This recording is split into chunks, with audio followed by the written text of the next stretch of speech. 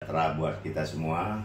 Izin Bapak-Bapak Hakim, Ibu-Ibu Hakim, kalau boleh setahu saya diklat terpadunya yang dari kejaksaan berapa orang ya Pak ya? Kayaknya hakim semua Pak. Izin Bapak, untuk angkatan ini hakim semua Bapak, tanpa ada dari yang lain Bapak. Baik. Kalau boleh tahu saya hakim wilayah mana saja Bapak? Ya wilayahnya, Dari Sabang sampai Merauke ada semua di Pak saya. Wow, ini luar biasa nih saat ini. Gianyar, Metro, Tondano, Rembang, Blitar. Totalnya berapa Bu? Totalnya?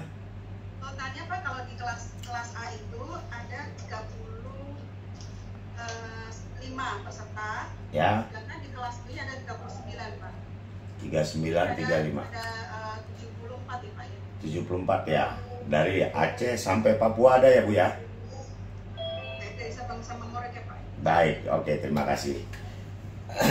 Mungkin tidak sempat mengundang terpadunya mungkin, jadi nggak masalah. Jam saat ini kegiatan saya hadir pada hari ini sudah dijadwalkan dengan oleh penyelenggara. Kita lebih mengedepankan diskusi nanti Pak. Jadi kita akan buka diskusi dengan pemateri. Saya menyampaikan materi saya dengan jadwal. Ketika nanti Bapak-Bapak ingin bertanya, kita buka. Langsung aja sampaikan. Baik, tadi sudah diperkenalkan. Ya. Sesinya apakah dari Bapak atau dari saya? Materinya? Materinya biar dari saya aja Bu. Baik Pak. Baik.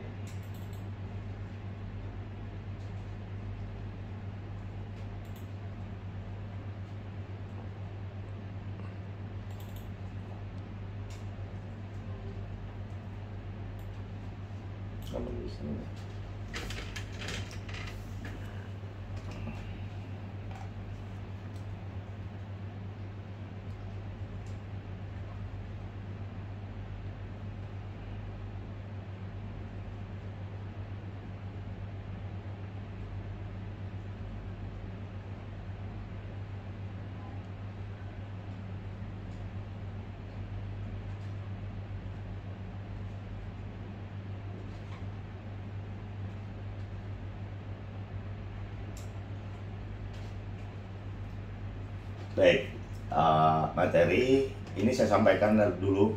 Tadi penyelenggara juga nelpon saya dan Bu Rista sendiri. Aturannya kami mengajar siang hari ini 2 pengajar, saya dan Bu Rista, yang sekarang beliau Kajari Metro.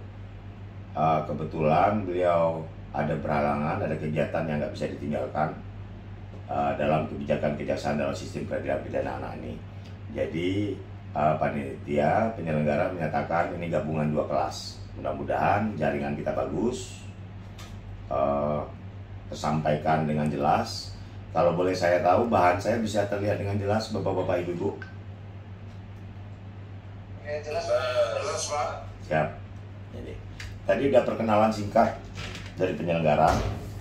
Untuk kegiatan SPPA ini, saya juga berpikir, saya juga lagi belajar main YouTube. Jadi beberapa bahan-bahan tentang SPPA itu berada juga di dalam YouTube saya. Jadi channel YouTube saya nanti Bapak-Bapak bisa buka sendiri. Gambaran umum, terus bagaimana sistem penanganan, itu ada di YouTube saya. YouTube saya, channelnya tetap nama saya. Facebook, IG, itu tetap nama asli saya Pak. Jadi tinggal dibuka aja nanti. Nah, kalau udah buka YouTube jangan lupa like and subscribe-nya ya Pak ya. Jadi perkenalan, tadi saya sekarang tugasnya sebagai kasih upaya hukum luar biasa, eksekusi dan eksaminasi di Kejaksaan Tinggi Sumatera Barat. Sebelumnya saya di Kejaksaan Tinggi Riau sebagai kasih penuntutan di Pitsus, pidana khusus, dan saya baru 1 tahun 1 bulan bertugas di Sumatera Barat. Kebetulan ini tempat kampung saya sendiri Pak, jadi pulang kampung.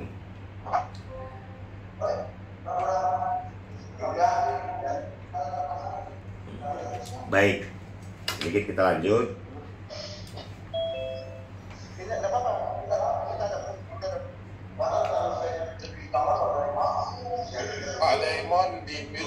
Demon. Tolong di mute dulu. Baik, terima kasih.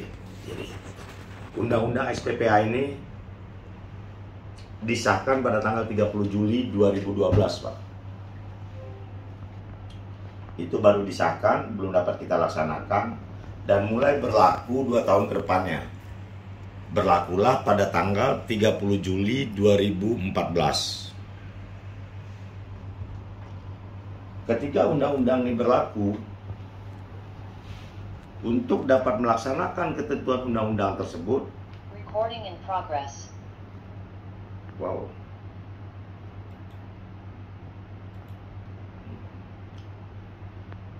harus ada PP-nya.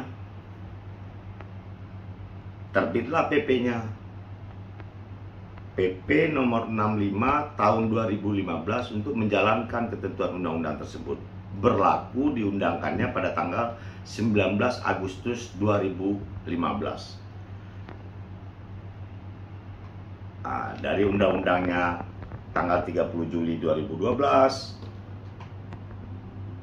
terus diundangkan undang-undang tersebut 31 Juli 2014. 1 tahun ke depannya barulah bulan Agustus 2015 ada PP-nya. Lengkaplah, sempurnalah satu undang-undang yang dapat dijalankan, kita laksanakan, karena sudah ada peraturannya. Dari sini kita dapat terlihat 2015 sekarang 2022. Undang-undang tersebut udah ada 7 tahun kurang lebih. Dari undang-undang tersebut 7 tahun, untuk melaksanakan undang-undang ini kita harus mempersiapkan SDM, kemampuan untuk kita dapat menjalankan ketentuan ini. Dilakukanlah pelatihan-pelatihan, dibentuklah diklat-diklat, termasuk yang kita laksanakan pada hari ini. Udah 7 tahun kita tetap melaksanakan diklatnya, karena pada ketentuan undang-undang di dalam Undang-Undang nomor 11 tahun 2012 ini, aparat penegak hukum yang boleh memegang perkara anak, dijelaskan di situ, yang memiliki sertifikasi, baik penyidik anak, baik jaksa anak, baik hakim anak. Berapa lama sertifikasi dengan sistem diklat terpadu ini? 120 jam. Nah, dari 120 jam nanti bapak-bapak, ibu-ibu diberikan sertifikasi, dan sistem pengaturannya juga yang diinginkan oleh undang-undang tersebut minimal di setiap tingkat Polres penyidik anak ada 2. Di kantor Kejari jaksa anak ada 2. Begitu juga di pengadilan hakim anak ada 2. Antisipasi. Jadi udah dipikirkan oleh undang-undang ini. Nah, di mana saja ada diklat SPPA dilaksanakan. Nah, dilaksanakan ada beberapa tempat. Pertama, diklat SPPA ini koordinatornya adalah Kementerian Hukum dan HAM, Pak. BPSDM. Nah, ketika nanti BPSDM mengadakan, saya juga tenaga pengajarnya di sana. Di mana lagi? Di Lendikpol Polri, di kepolisian. Terus di kejaksaan, itu berada di kampus A Ragunan, dengan jadwal masing-masing nanti, Pak. Di kepolisian nanti kapan, bulan apa. Di Mahkamah Agung Megabendung, Pak. Jadi berputarlah kami sebagai trainer mengikuti di 4 institusi ini.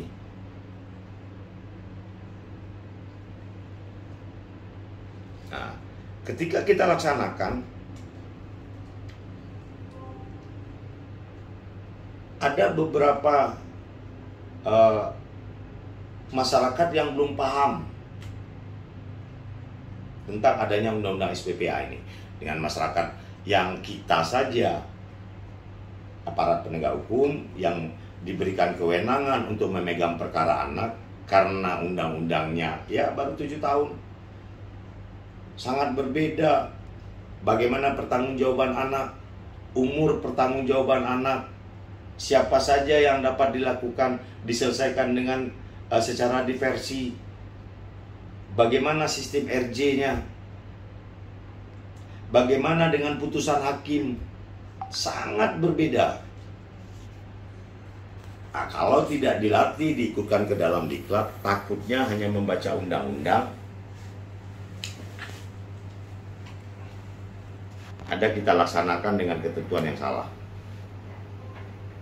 Kita memegang perkara, kita menyelesaikan perkara terhadap anak yang bermasalah. Semoga tidak terjadi kita yang bermasalah. Harus paham kita apa-apa saja jenis putusan hakim. Begitu juga jaksa, bagaimana dia bisa mengeksekusi atau mengeksekutor putusan tersebut, tapi dia tidak paham. Siapa saja yang bisa dilakukan anak yang dapat dimasukkan ke dalam penjara? Umurnya berapa? Ancaman hukumannya berapa? Apa kekuatan kita mengetahui bahwa umur si anak tersebut benar-benar dia sudah 14 tahun sehingga hakim bisa memutuskan dia masuk ke dalam penjara? Dan bagaimana kita merubah mindset kita lagi, Pak? Ini yang sedikit berat. Jadi penahanan, penangkapan terhadap perkara anak itu adalah upaya paling terakhir. Diberikan kita beberapa pilihan. Kalau sudah pilihan ancaman yang teringan-teringan tersebut udah Bapak Ibu Hakim pertimbangkan, ternyata memang harus pantas dia untuk masuk penjara, barulah dia dimasukkan putusan Bapak masuk ke dalam penjara. Tetapi kalau masih ada sisi-sisi bahwa ini dapat dibina, orang tuanya ada, bapak-bapak ibu-ibu dipertimbangkan, jangan mudah memberikan putusan terhadap perkara anak, harus dilakukan penahanan. Nah, perubahan ini yang saya harapkan bapak-bapak ibu-ibu selaku hakim dapat mempertimbangkan sangat untuk perkara anak. Di sini kami jelaskan kesiapan kejaksaan dalam tingkat diversi pada tingkat penuntutan. Jadi kami di kejaksaan kami sudah mempersiapkan Pak Jaksa Agung dan mengeluarkan peraturan Jaksa Agung Perja 006 tahun 2012 tentang pelaksanaan diversi pada tingkat penuntutan. Nah, di situ kami sudah disiapkan bahwa untuk pedoman diversi, bagaimana melakukan diversi, cara diversi, apa saja syarat diversi, itu khusus untuk kejaksaan sudah ada. Terus menyelenggarakan diklat terpadu sistem peradilan pidana anak pada Badan Diklat Kejaksaan RI. Setiap tahun kami juga di kejaksaan mempercepat para jaksa kami untuk mendapatkan sertifikasi. Dan begitu juga kami berlomba saat ini, kejaksaan, kepolisian, Mahkamah Agung, bagaimana beberapa jaksanya dalam setiap tahun telah mendapatkan sertifikasi terus. Tergantung setiap tahun anggarannya yang kami dapat setiap diklat. Ada yang 3 angkatan, 1 diklat dari kejaksaan, ada yang 2 angkatan. Siapa saja pesertanya, jaksa udah pasti. Kalau diklatnya di kejaksaan, pasti dong jaksa yang banyak. Begitu juga kalau di Mahkamah Agung, pasti dong hakimnya yang banyak. Kalau di kepolisian, kepolisiannya penyidik anaknya yang banyak. Nah, kalau di BPSDM, mungkin lebih banyak. PK Bapasnya, Peksosnya. Percepatan itu kita lakukan terus. Percepatan itu kita lakukan terus Sehingga setiap target yang Kejari tersebut, kantor Kejari tersebut, kantor cabang di Kejati, sudah ada jaksa anaknya.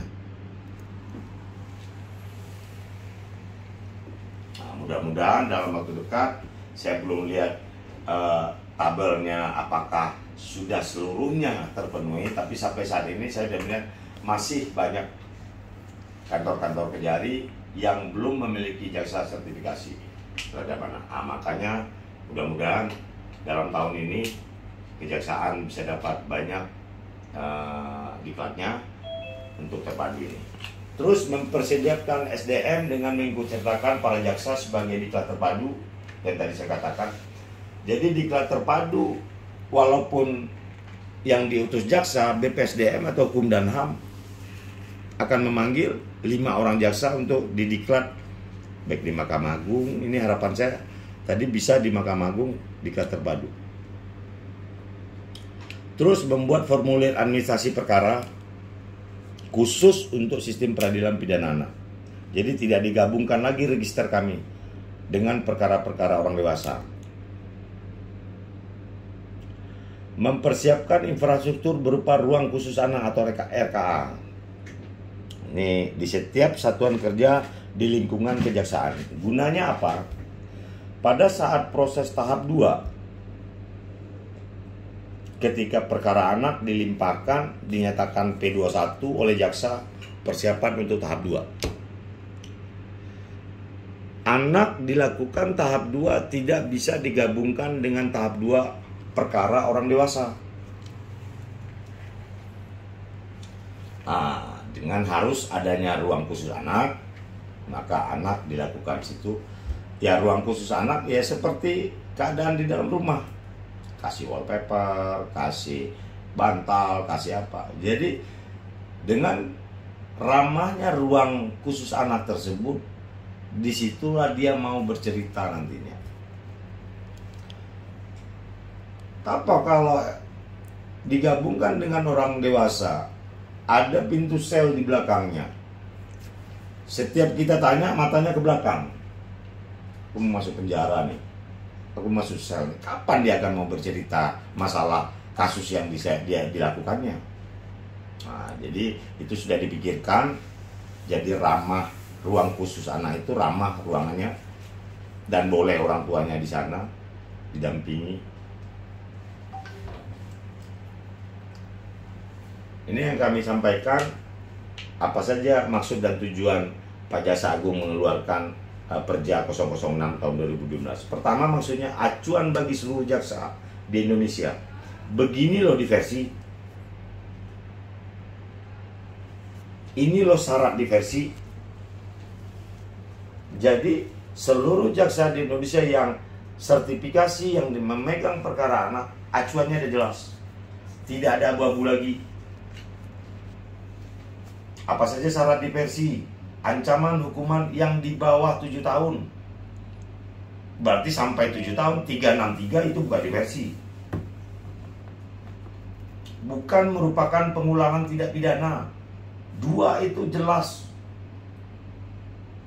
Tidak ada lagi yang diabu-abukan, diragukan, didebatkan. Tidak ada lagi.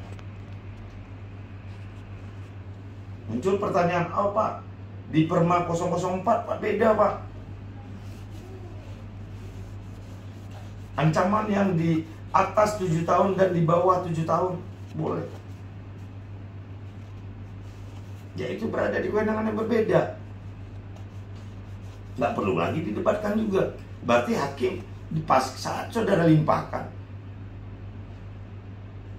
menurut hakim ini bisa didiversikan karena ada ketentuan yang mengatur.